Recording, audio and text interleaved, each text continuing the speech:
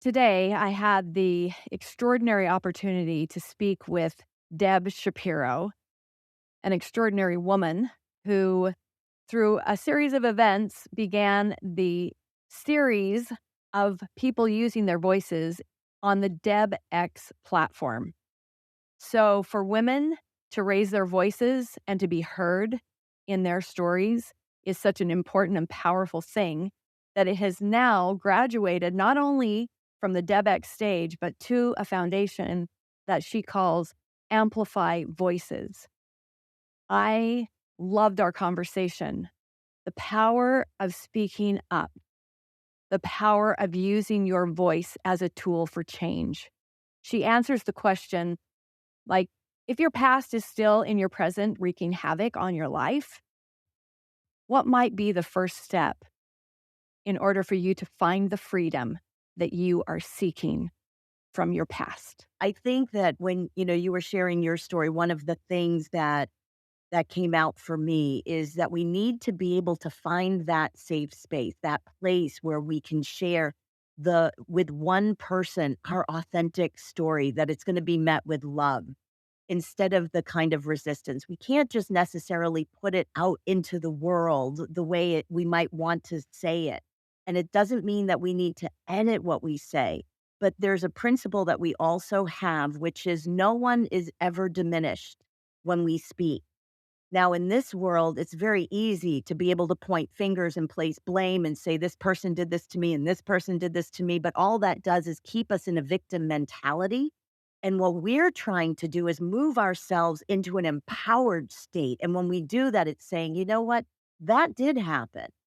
And this is what I learned. And this is what I'm going to do with my life. And this is how I'm going to make that difference. And so to be able to break through, the first thing to do is just find one person or find a group of individuals that are already together. Find your tribe, so to speak, Mhm. where you are able to share your true story, your authentic story. Fall on your face, it doesn't matter because they're going to just pick you up, they're going to dust you off, and they're going to love all over you.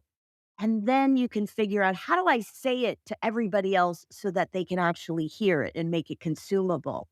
But for now, the first thing to break through is just find that one person that you are able to share your truth with and share it with them. Take that little baby step and then take the second step and then the third step. And the next thing you know, you are going to be empowered and ready and able to share with everyone. Mm. And I love how you said, share it with someone that will meet you with love. Just listening is an act of love when you can find that one person. I love that so much. Thank you, Deb. I can also imagine what others are saying about it in their own minds, where I don't have that one person.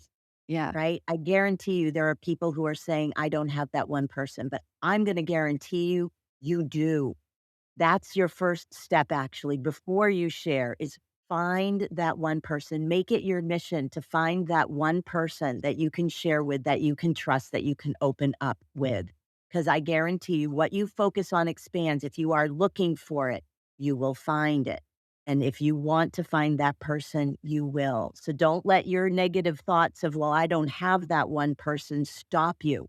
Find that one person. So in your line of work, you actually were a speaker or you were credentialing speakers in the industry, including some of the biggest Hall of Fame inductees and certified speaking professionals that we would know of. How did you get into that type of work? I think it's kind of like life in general. Life happens to you, and then we get to dance with whatever comes to us in life.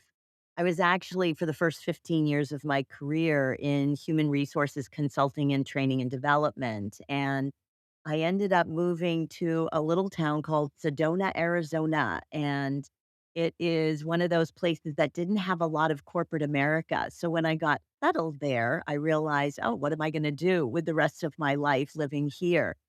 And at that time, my brother also left corporate America to go out and be an entrepreneur on his own and become a keynote and motivational speaker. And so I ended up partnering with him about 3 years into his journey, and I was his business manager and advisor.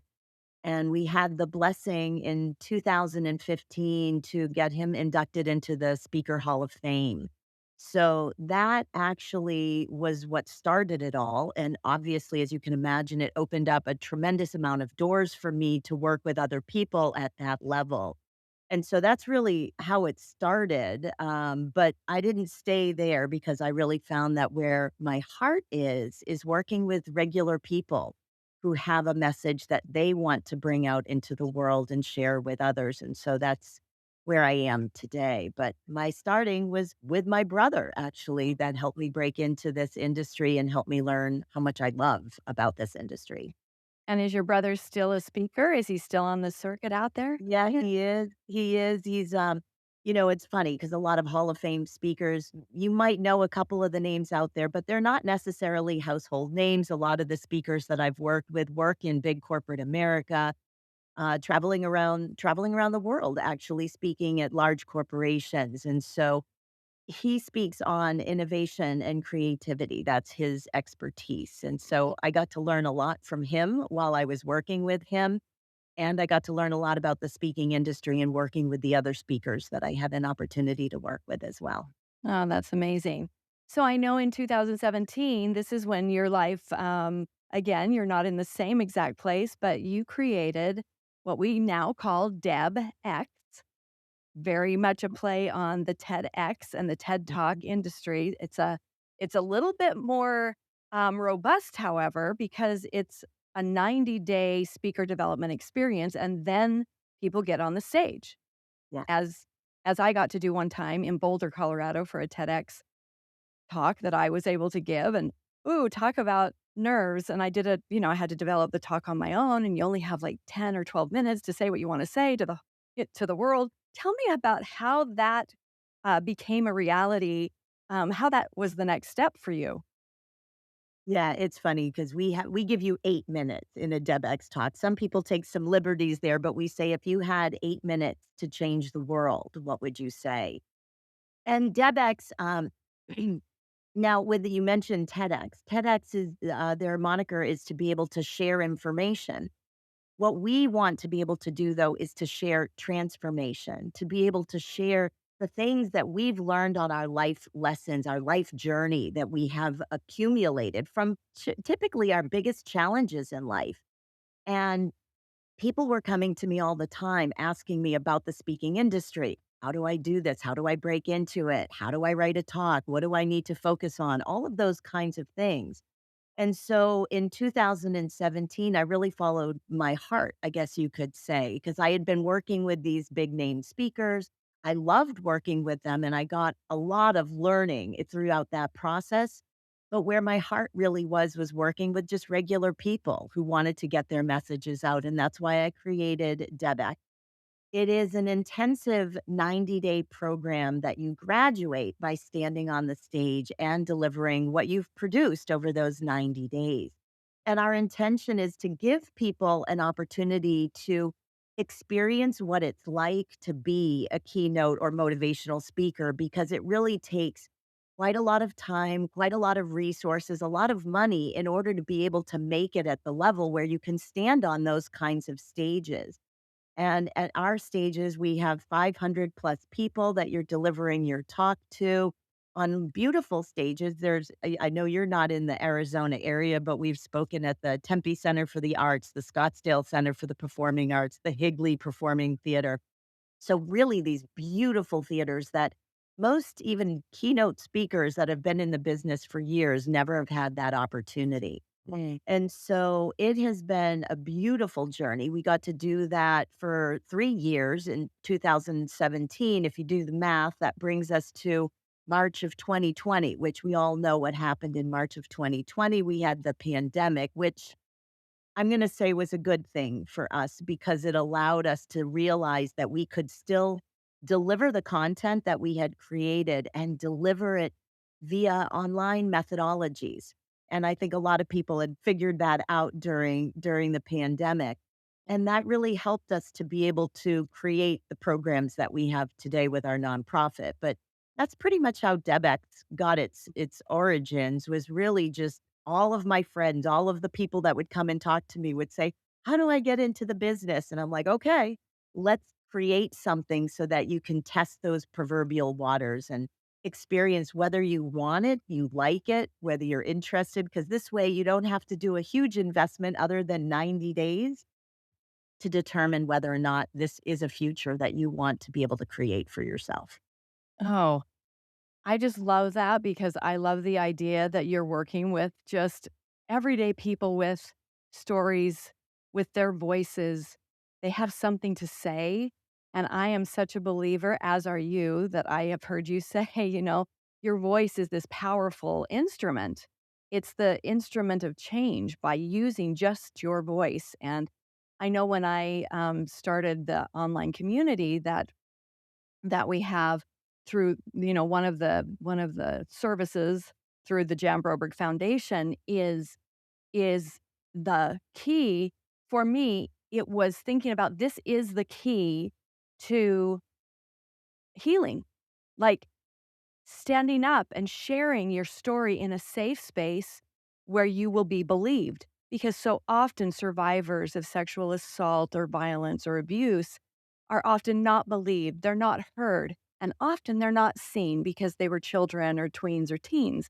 So when you can find your voice and you can have a safe place to share your story or to at least hear the stories of others, to have some, experts come on and talk to you, it's really been a powerful way to help people heal and just to build peer-to-peer support and friendship.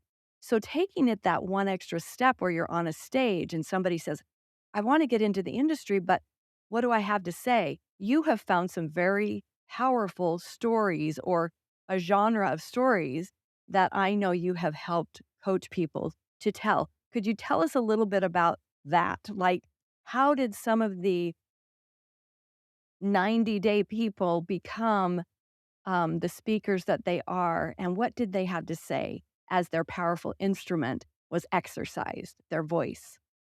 Yeah, well, I think there's a 2 parts to that question, actually.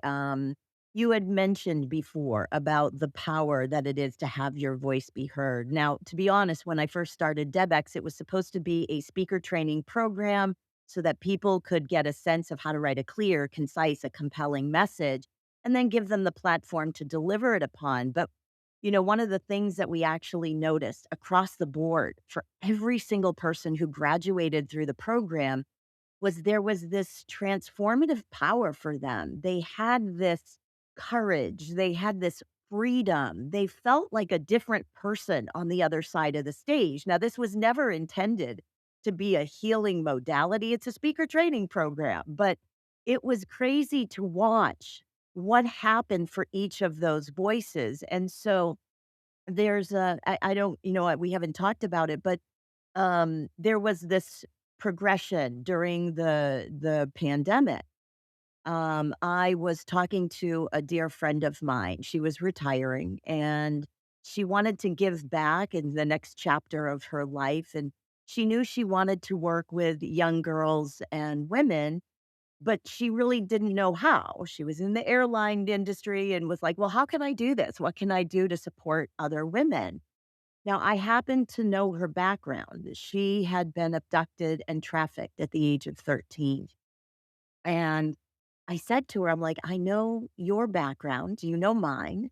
What if I were to help you write a talk? Now, you never have to share it on a stage, but that you can have it in your back pocket in the event that you meet someone that your story could make a difference for.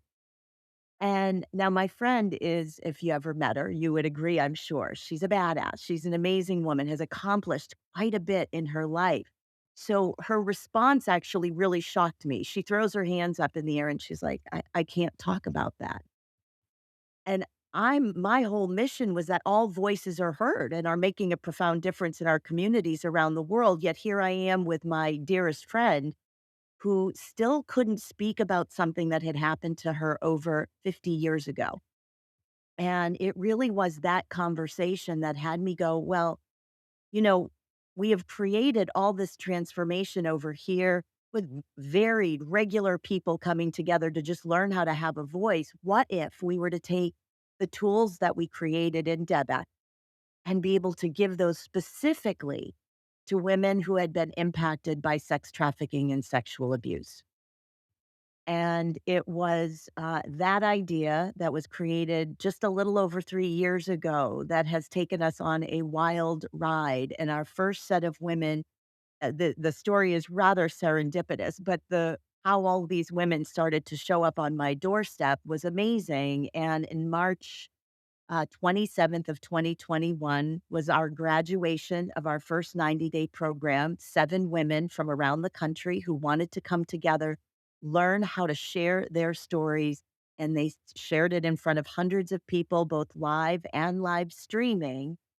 And these women have been on an amazing journey ever since then. And we have been blessed to have been able to give more and more voices. As soon as we started to share these talks with other women, they could see themselves in those messages, and they felt their own power and started coming to us saying, "Hey, I wanna have my voice be heard. What would it take?" Now, not everybody wants to stand on a stage, and I wouldn't advise that for every person.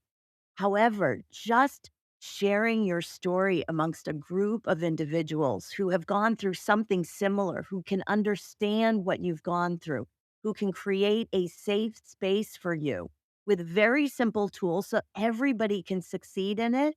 Now, that is the recipe that we have found that has given such power and such voice to so many women out there who have been impacted by trafficking, sexual assault, sexual abuse, those kinds of traumas in their lives. And all they're doing is speaking, sharing their authentic truth, and having it met with love. No resistance. They're not wrong, but just love. And that has really been our recipe of being able to create such power and beauty in so many women out there. Oh, Deb, I've cried now. I've had chills. I've had all of it through that speech. I was like, "Oh my gosh, she's got me crying already." Just because I believe in that. I know how telling my own story, difficult at times, but also how much it has allowed me to have it outside of my body, something that I can examine, something that I can look at, and something that I can triumph and have power over.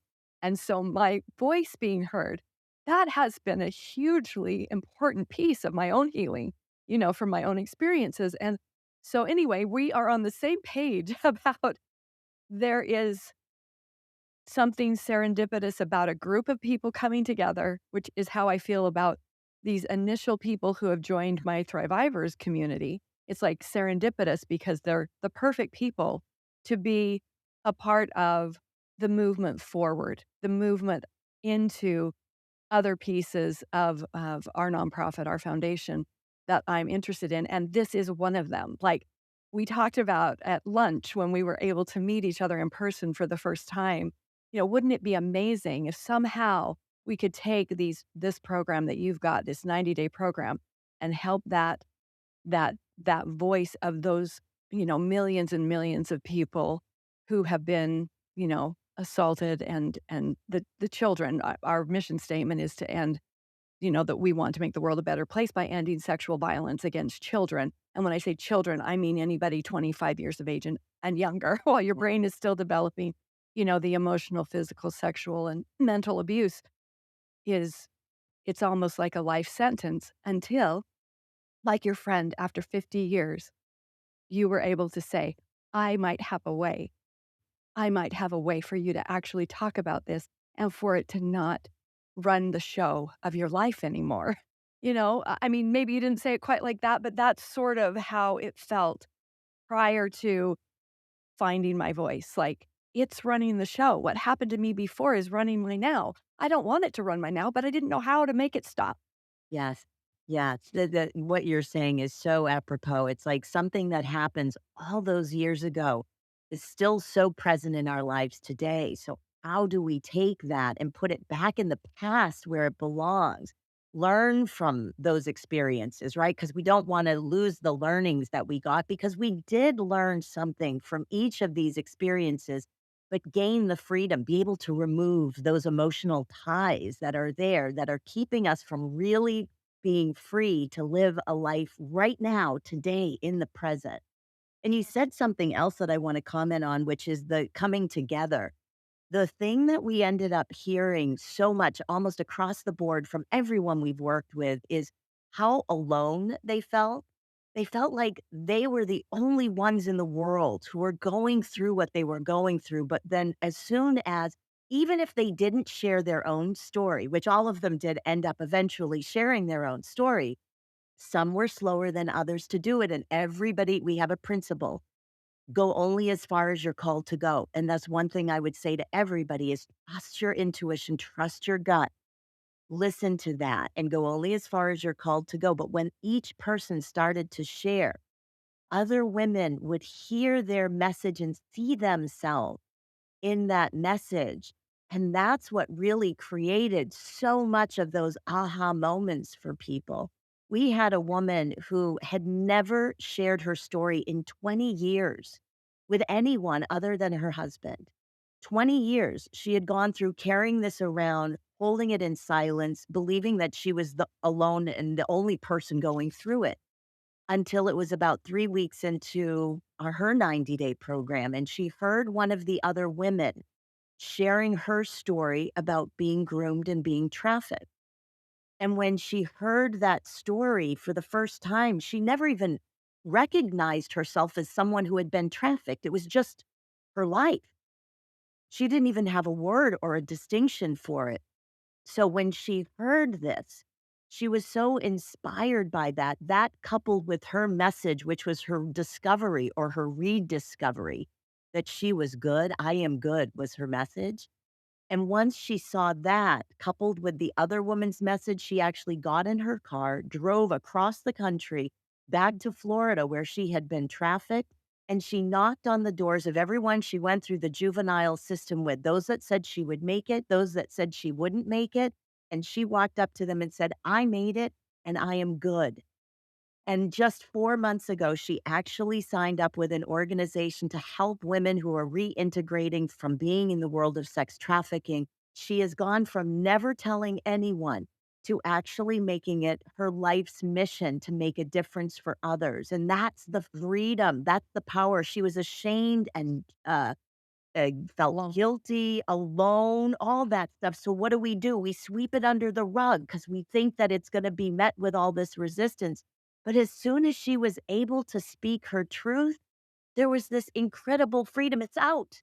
It's out now. I don't have to hide. I'm not hiding. Yeah. And there is such a freedom. That's such a beautiful story because I think often just going back to how she didn't even quantify that what had happened to her was I was groomed and I was trafficked because we think of trafficking that is happening, in some other, you know, uh, third world country from, people that are traveling, from this country there, which happens, which is horrible to children and tweens and teens. But there's also a tremendous amount of trafficking that is happening right here in the US of A.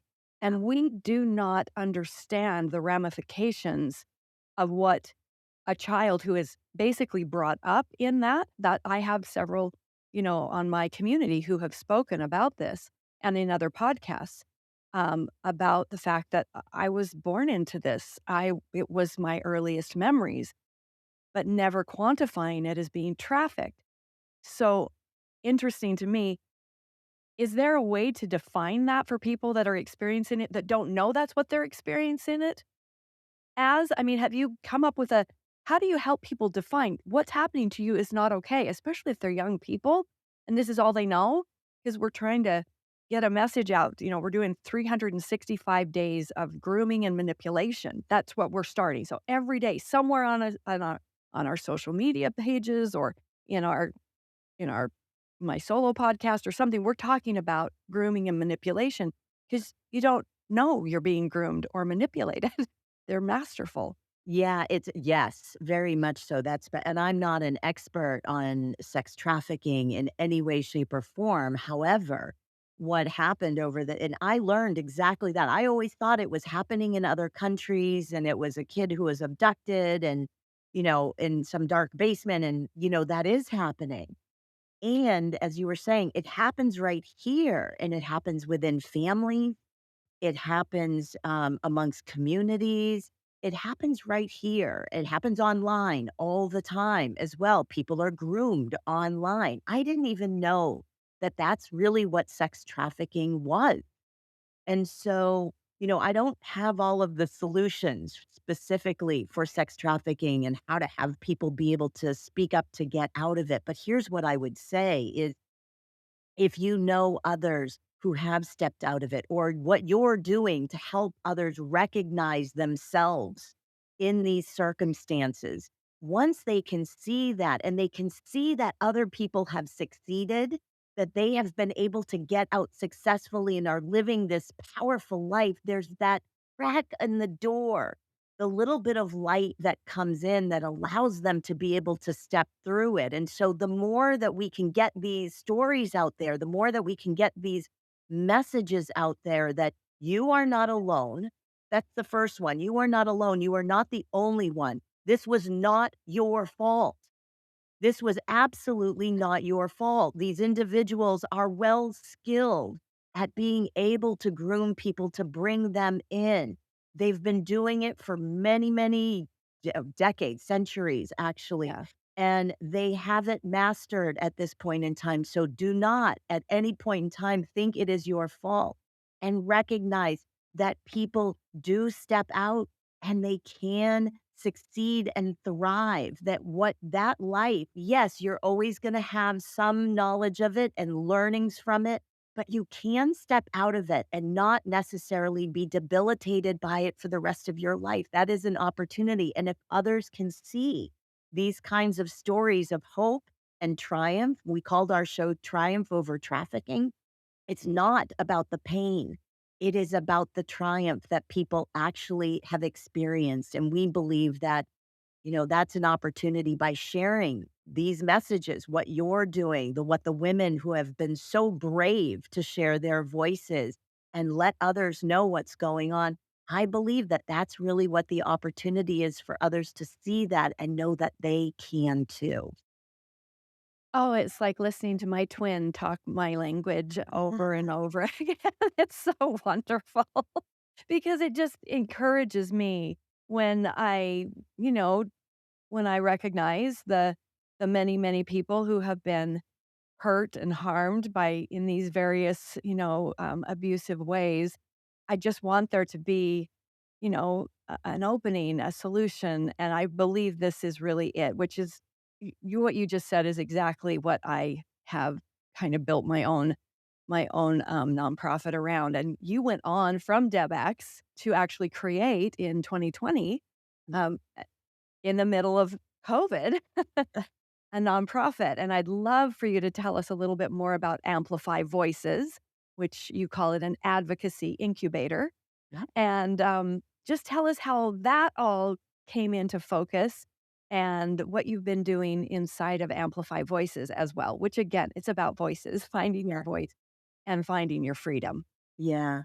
Well, as I mentioned, really the seed that was planted was in that conversation with my friend. We had already been doing DebX for 3 years. We were having all this success and people who were experiencing this transformation for themselves, not just themselves, but for the audience as well.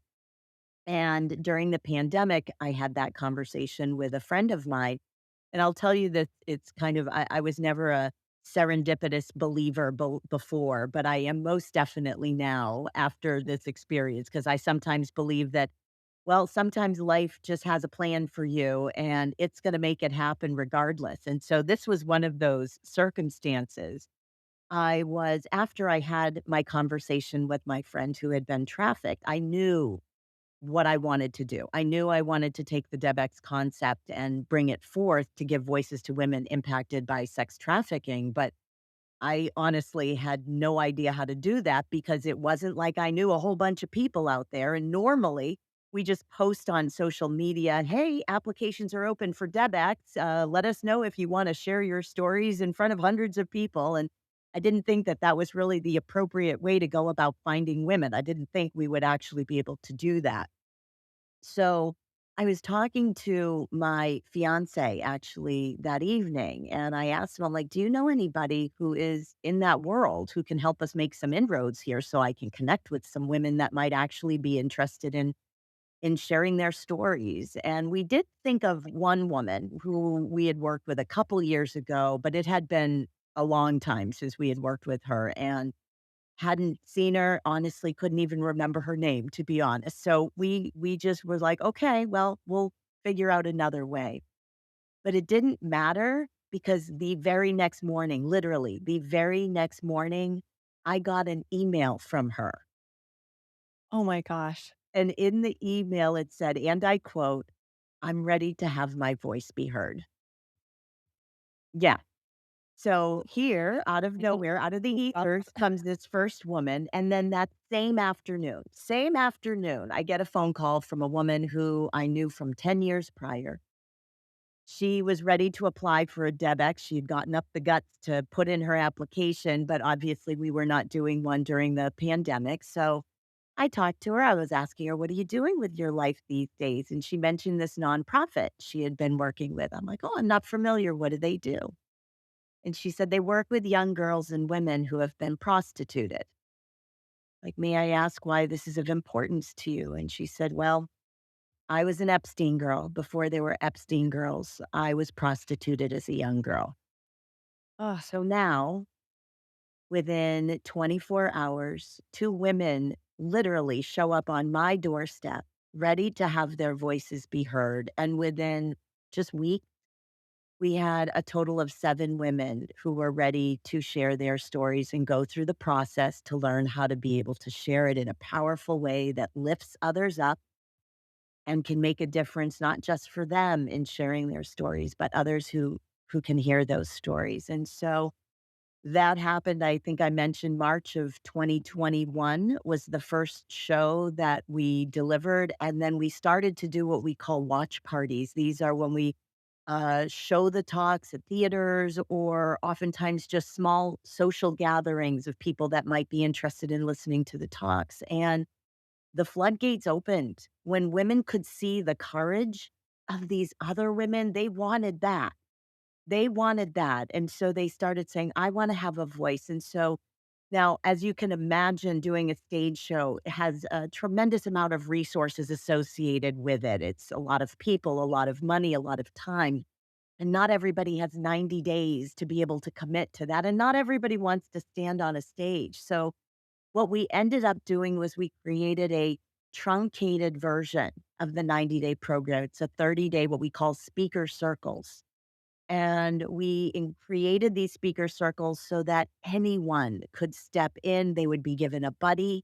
They would step into the speaker circle, and over 30 days, they'd have a chance to learn those same exact tools that people would learn in DebX through the 90-day program, and they would get to share it amongst their own women in their own group, which was incredibly powerful for them.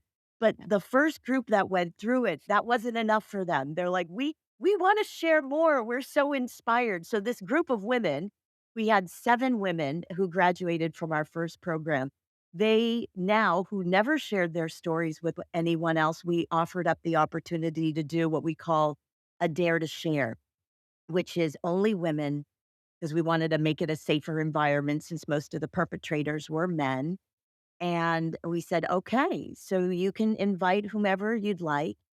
And if you dare to share, then please go forward and do this." And in 2 weeks, we had over 100 people register that these women invited themselves. We didn't do any inviting for them. They did all of the inviting.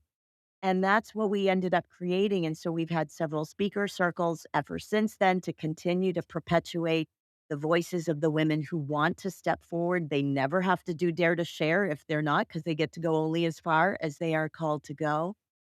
And, the broader picture of Amplify is that, while this is going on, we got tapped on the shoulder by the Diocese of San Diego, and they wanted to be able to they saw what we were doing and they said, "Would you be open to giving voices to those who are formerly incarcerated?"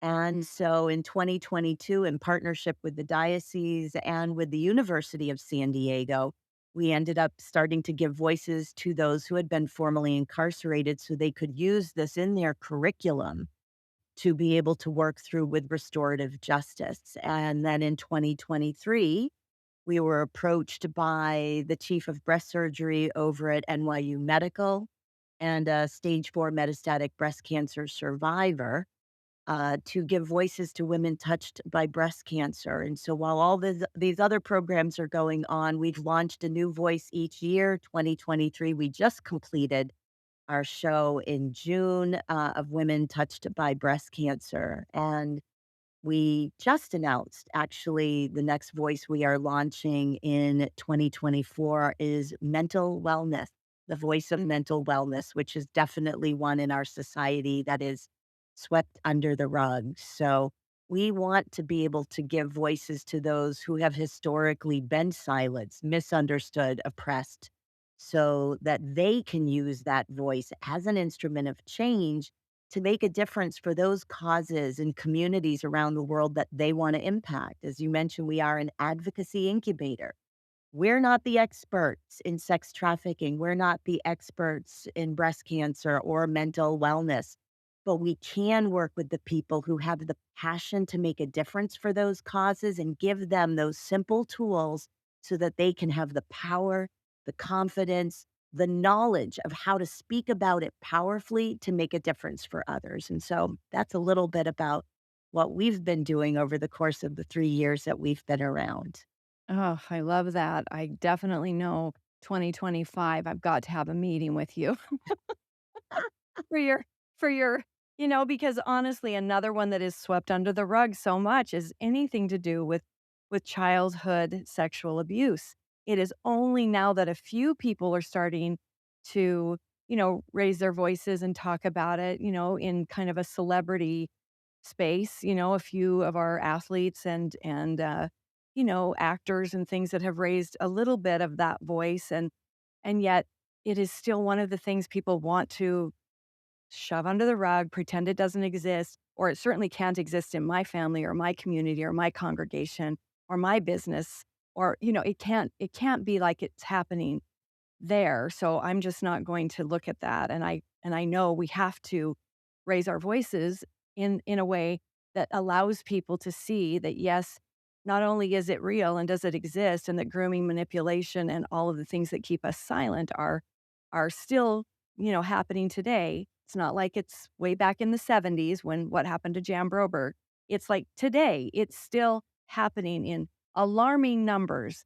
And to be able to show like what you're doing, like how do you overcome this? How you can have a life that is giving back, that is happy, that you have joy, that you experience things and not that every day is, perfect for any person, but that you really can, change the world with your voice.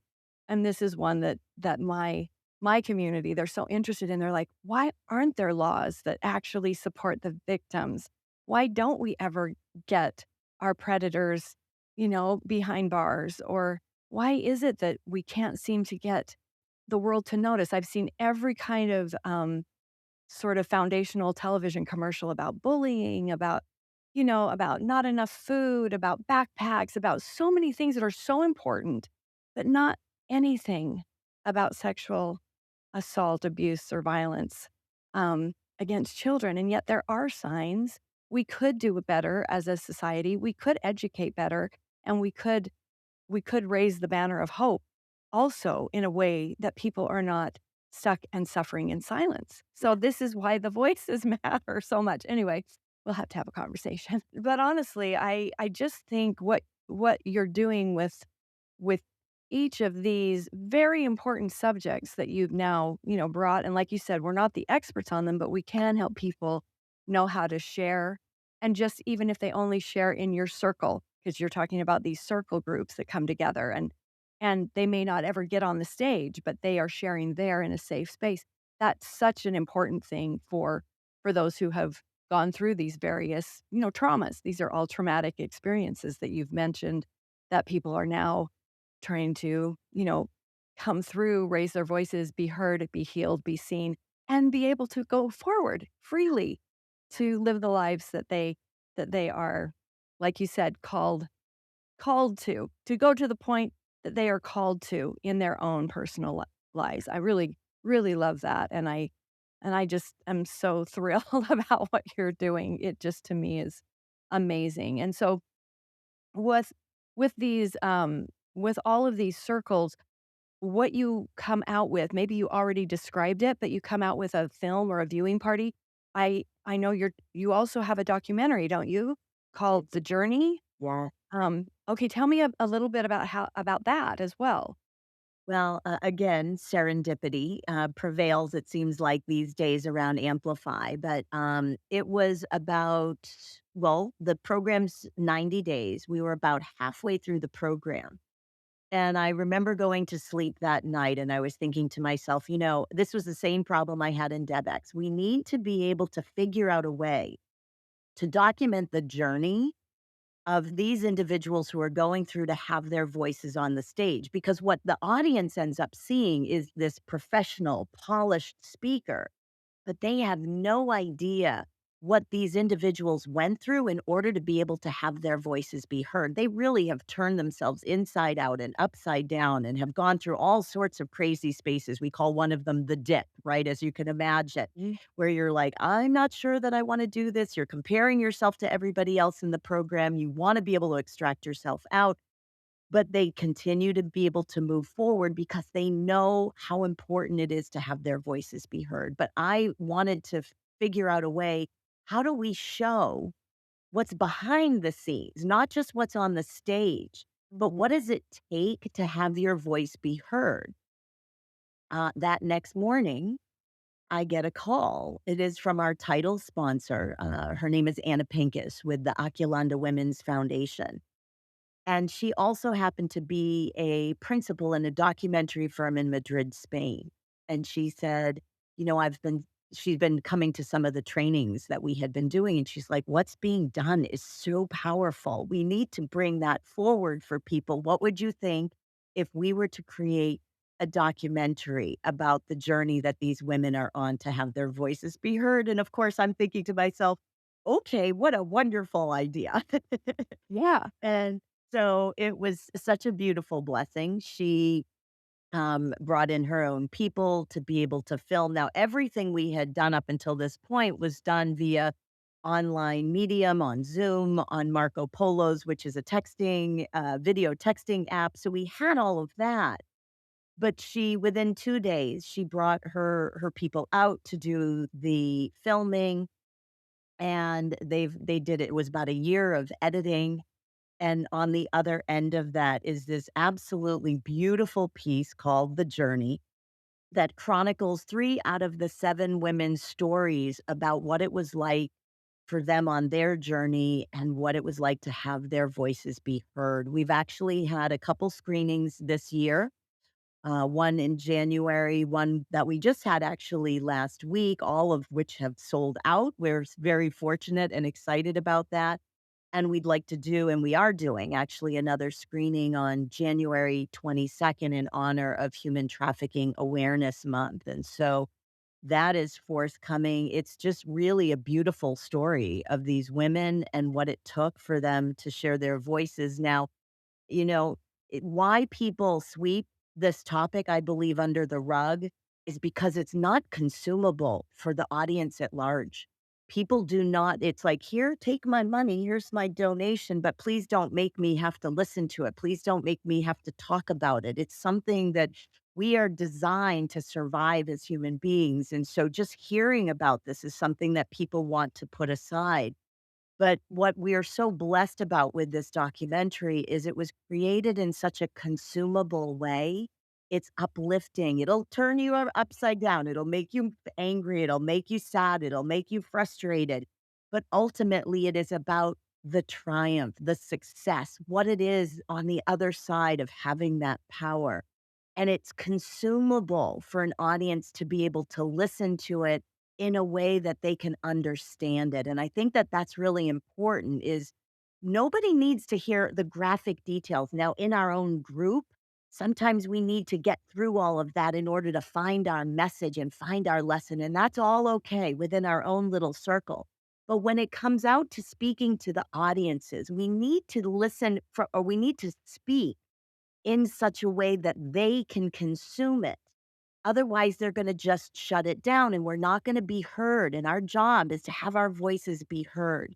So we want to say it in a way that's consumable for people to be able to hear it, that it's relevant in their own lives. It moves them to be able to take action. And I believe that that Dockland Films and Anna Pincus did an exceptional job at being able to cull out those important pieces to make it consumable for the average listener.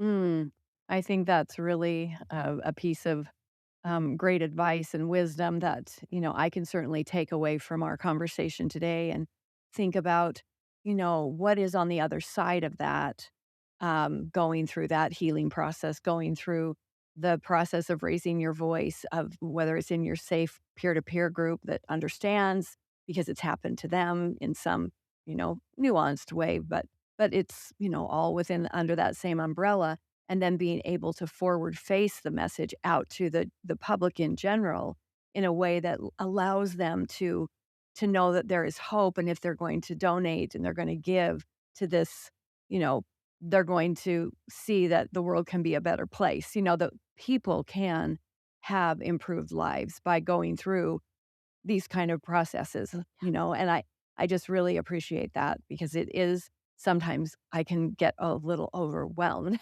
by the other side and, get a little bit discouraged. But after talking to you, and you're such a positive and hopeful, from the moment I met you, you're just like full of energy and life and freedom and all the things that I'm like, I want to be like her when I grow up. Just are, and so, this is this is really important that we can hear the voices and that the voices are speaking from a place of, "I have found my power. I have found a way through this darkness. You can too." And, and that we inspire people because, yeah, otherwise it's too hard. It's too harsh for people. Like, "Yes, I'll take your money. I'll give money, but I don't wanna hear," I can't hear the gory details, and I get that. Yeah. I get that. It's very true. So, as we kind of wrap up our podcast, I feel like there's still so many things that I wanna ask about, like, with the women who how did you decide the 3, those stories, and are they all the same story? Are they all trafficking? Or are they different stories from your various, DebX speakers that you've had? Yeah, actually, that's a great question. So they're all from our very first show, from Triumph Over Trafficking. So they are all women who have been trafficked or dealt with sexual abuse or assault. Now, how are those 3 picked? Okay, that was we now I didn't create the documentary, it was created by Dockland Films and Anna Pincus, and that woman loved all of our women, and when she first came out with the documentary, she was featuring all of the women, and it was again, it wasn't consumable, it was overwhelming, it was too much information for the kind of documentary in the short span of time. So how she picked it, I don't know how she ended up with the 3. I think they were each a little bit different stories to help 'cause although our stories are similar, it's kind of like a diamond. There's multiple facets of the same story that different individuals can bring out that will touch different people. So I think she wanted to be able to create that opportunity for people to hear little bits and different pieces of that, but it was keeping her up at night. This woman wanted to feature all of them. She wanted them all to feel heard. She wanted them all to feel special.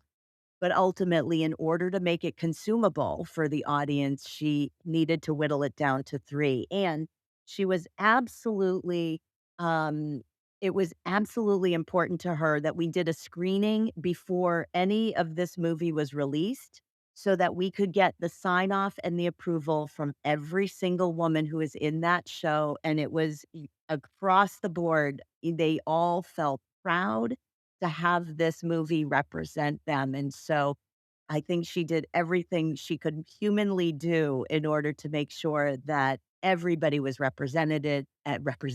everybody was represented and had their voices heard in the way that they felt confident about. And so, I wouldn't have wanted to have her job. I can tell you that right now. It's like hard enough for me when we have events where we can't take everybody. So I oftentimes will create programs to go, okay, we've got all these extra people. Let's create a whole nother program just so we can have these people's voices be heard, because I believe everybody has something of value to be able to contribute to the world. Again, that facet, the multiple facets, and we need to hear Yeah. all of those different pieces as long as we're doing it to make a difference for others and lifting people up. Yeah, amen, and I believe that so strongly as well because without without the first part of what you said, realizing that we're not alone, and that's what can happen when somebody will share and they're ready to share and they go as far as they are called. For me, I always knew I not even I don't should on myself anymore. Not that I should tell my story, but that I wanted to tell my story because I felt like there were 2 things that were missing, from the conversation. One is that abuse is almost always at the hands of someone that you know. It's not generally a scary stranger. So it isn't, the majority of all of the suffering in all of these arenas that we're talking about is almost always instigated from somebody that you already know, that you may trust, that you may love. And so that's the really confusing part for children and tweens and teens. It could be an online predator, as we know that's also a commonplace. But even in that, they build trust and they get to know you, and then they meet you in person, and now they're a friend, and then something more grievous, of course, happens. So the idea that we're not alone and that it's someone that we know is one of the points that rarely has been really talked about, at least back when I was going, I wanna share my story. And the other part is that when we talk about grooming, it can happen to the entire family like it did with mine. Like, a manipulator is going to manipulate everyone around the intended victim or target in order to gain control. So they do that by gaining trust and all of those things that happen when you are groomed or manipulated by a master manipulator, so that everybody is not looking in the right place. Everyone has a special relationship. So those are the things that have, been on my mind, and the way that you have now been able to incorporate stories, whether in just a circle of friends who now trust each other and they have a safe place, or on the stage so that, hundreds of people, thousands of people, tens of thousands of people can hear them, is just so inspiring to me. And I just once again, I hope that our listeners have gained something about talking about their own story. And it may not be a story that is, riddled with abuse. It might be a story of, like you said, someone who's been incarcerated maybe in their family, and what's the what's the life after? How does I just think all of these sensitive subjects are important, and to know how to talk to the people that you love and how to support them is what the education piece is also about, if we're going to make a difference for people who have survived various traumas, whether it's addictions, it's incarceration, it's abuse, domestic violence. That's this month is Domestic Violence Awareness Month, and I have thought often about how often my stories of child abuse have led to relationships inside of domestic violence, and of women who have been trafficked out of that situation. There's many, and people don't often put those pieces together, but they all are connected. So, Deb, any closing remarks? Something we didn't talk about that you wanted to say that we didn't get out there? Anything left unsaid? I have a question. Can I ask you a Sure. question? Yeah. So, what was it that gave you the power originally to share your voice. Would you share a little bit about how you came to having your voice? Because you're now very publicly sharing about what your circumstances were. But what was it that gave you the power to be able to share your voice? That's a really good question that has a lot of different answers at different points in my life. But my first answer would be I I actually regained my own sense of self and confidence and who I was as a person in a program called the Landmark Forum that I attended, and I was 30 years old. And when I went through that program and I had lost my I mean, I looked like a confident person. I was still in the plays and the musicals and all through. Thank goodness I had my art. That saved me really in so many truly amazing ways. Not only could I cry and scream and be happy on stage, and all the emotions that you go through in a even in a young character, at 12, 13, 14, 15, 16 years old and through high school, after I knew that some of the story was not real and trying to come out of it and being able to have my art, that was huge for me. But a lot of the actual confidence, like, I know who I am. I know that I'm worthy of being happy, of having joy, of finding love, of being love. All the things that were always there as a young girl who was free, and the world was my oyster until it wasn't, and that didn't happen for me until 12. But I had a wonderful childhood and I had all the confidence in the world. When I attended that particular and I'd done other workshops that were really good for me. I'd had a communication with my parents through my college years about why didn't you know this and how come you didn't do that?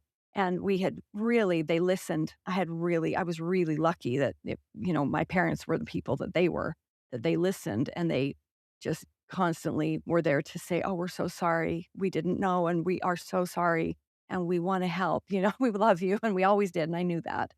So I had that as a foundation, but my confidence came back in at the end of those 3 days. There's a place where you finally kinda look at your life and your past, and it's like you erase the blackboard, so to speak. You kind of erase everything, and you go, "Oh, I get to be in charge of what happens next. I am an adult.